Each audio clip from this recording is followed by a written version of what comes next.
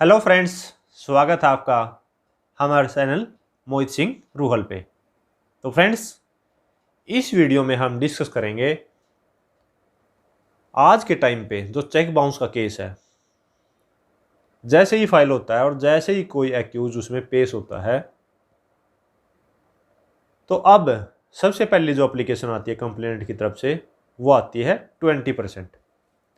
Section 143A NI act का जो नए प्रोविजन आए थे 2018 में, उसमें एक प्रोविजन ये भी था सेक्शन 143A, जिसमें कोर्ट को पावर दी गई है कि वो एक्यूज को डायरेक्शन दे सकती है कि एक्यूज जो है वो कंप्लेनेंट को 20% अमाउंट दे।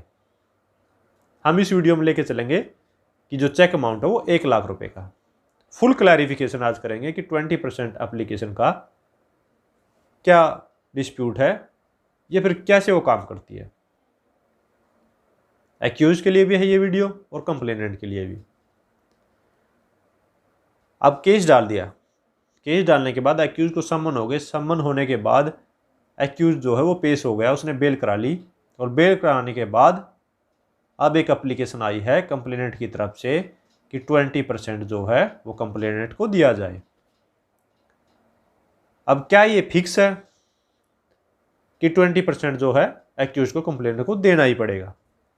पहली तो बात ये। दूसरा, क्या 20% ही देना पड़ेगा या फिर 50% भी हो सकता है या फिर 5% भी हो सकता है? और तीसरा कि क्या ये 20% की एप्लीकेशन जो है उसमें जो कंपनसेशन है वो मैंडेटरी है,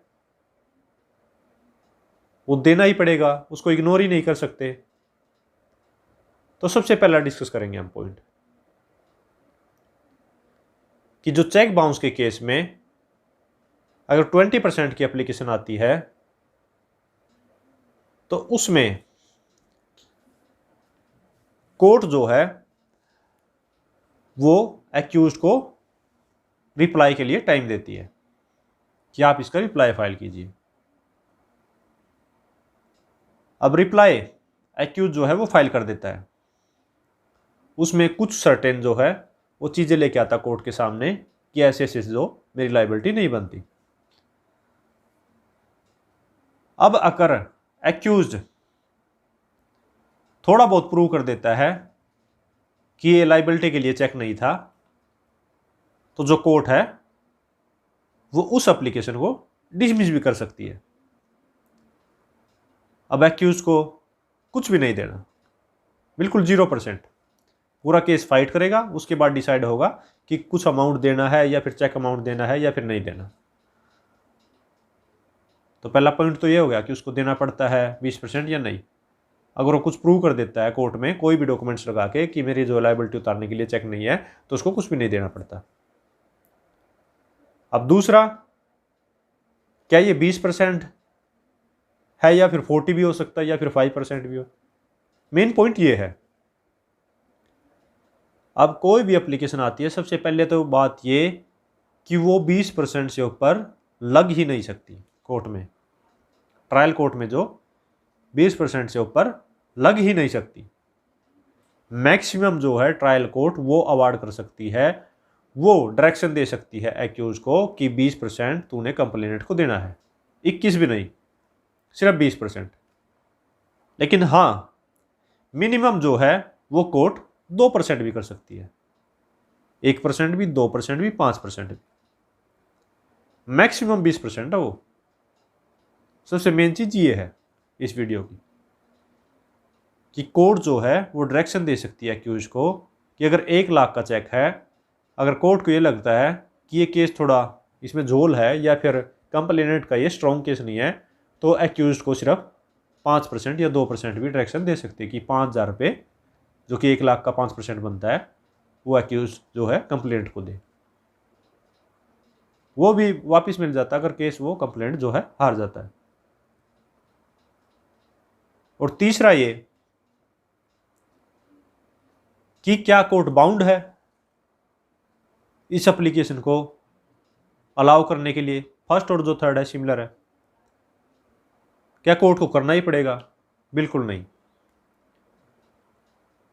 जो कोर्ट की पावर है वो इसमें ऑप्शनल है, डिस्क्रिशनरी है।